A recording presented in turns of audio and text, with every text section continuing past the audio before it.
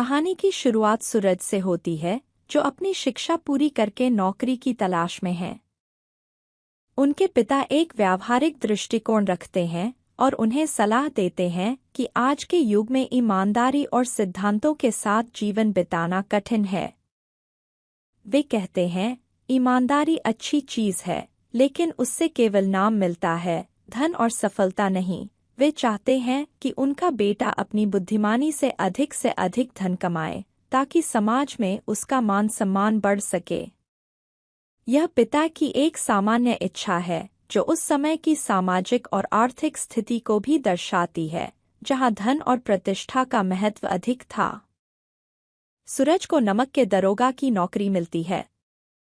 उस समय भारत में नमक पर सरकारी एकाधिकार था और नमक का अवैध व्यापार बहुत आम था। सूरज ने ठान लिया कि वह इस नौकरी को पूरी ईमानदारी और कर्तव्यपरायणता से निभाएंगे, चाहे उन्हें कितनी ही मुश्किलें क्यों न सहनी पड़े।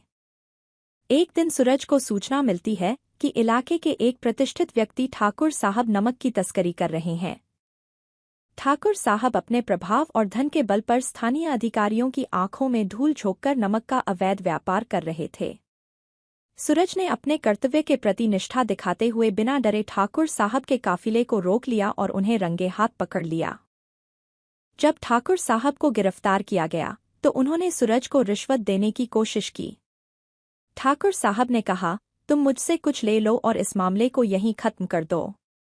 यह तुम्हारे हित में ही होगा। लेकिन सूरज ने अपने कर्तव्य से विचलित नहीं हुए और उन्होंने ठाकुर साहब की बात को सिरे से ठुकरा दिया। इस घटना ने सूरज की ईमानदारी और सच्चाई को स्पष्ट रूप से उजागर कर दिया।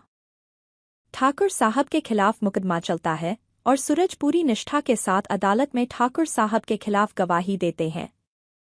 हालांकि ठाकुर साहब एक प्रभावशाली व्यक्ति थे और अपने धन के बल पर उन्होंने अधिकारियों और अदालत को अपने पक्ष में कर लिया। परिणामस्वरूप अदालत ने ठाकुर साहब को निर्दोष करार दिया और सूरज को अपनी ईमानदारी का कोई प्रत्यक्ष लाभ नहीं मिला। सूरज को अपनी नौकरी भी खतरे में पड़ती दिखने लगी, क्योंकि उन्होंने एक प्रभावशाली व्यक्ति के खिलाफ कार्रवाई की थी। समाज में भी उनका मजाक उड़ाया गया और लोगों ने कहा, देखो, ईमानदारी का फल यही होता है। सूरज पर कई तरह के सामाजिक दबाव थे, लेकिन उन्होंने अपनी कर्तव्यनिष्ठा को कभी नहीं छोड़ा। सूरज की ईमानदारी और कर्तव्यपरायणता की गूंज जल्द ही बड़े अधिकारियों तक पहुंच गई। उन्होंने यह समझ लिया कि सूरज ने अपने काम में निष्ठा और ईमानदारी बरती है। परिणामस्वरूप उन्हें उच्च पद पर नियुक्त कर दिया गया, जिससे उनकी ईमानदारी की जीत हुई। यह कहानी इस बात का प्रमाण है कि सत्य और ईमानदारी की राह कठिन हो सकती है, लेकिन अंततः विजय उसी की होती है जो सच्चाई और सिद्धांतों का पालन करता है। सूरज को समाज के तानों और मुश्किलों का सामना करना पड़ा, लेकिन अंत में उनकी ईमानदारी की जीत हुई। ये कहानी एक महत्वपूर्ण संदेश देती है कि ईमानदारी और सत्य की राह कठिन हो सकती है, लेकिन अंततः वही व्यक्ति सफल होता है जो अपने कर्तव्य और सिद्धांतों के प्रति अडिग रहता है। इस कहानी के माध्यम से भ्रष्टाचार, सत्ता के दुरुपयोग और ईमानदारी के संघर्ष को बेहतरीन तरीके से प्रस्तुत किया है। सूरज का चरित्र एक प्रेरणा है, जो हमें सिखाता है कि दुनिया चाहे कितनी भी भ्रष्ट हो, हमें अपने सिद्धांतों और कर्तव्यों से समझौता नहीं करना चाहिए।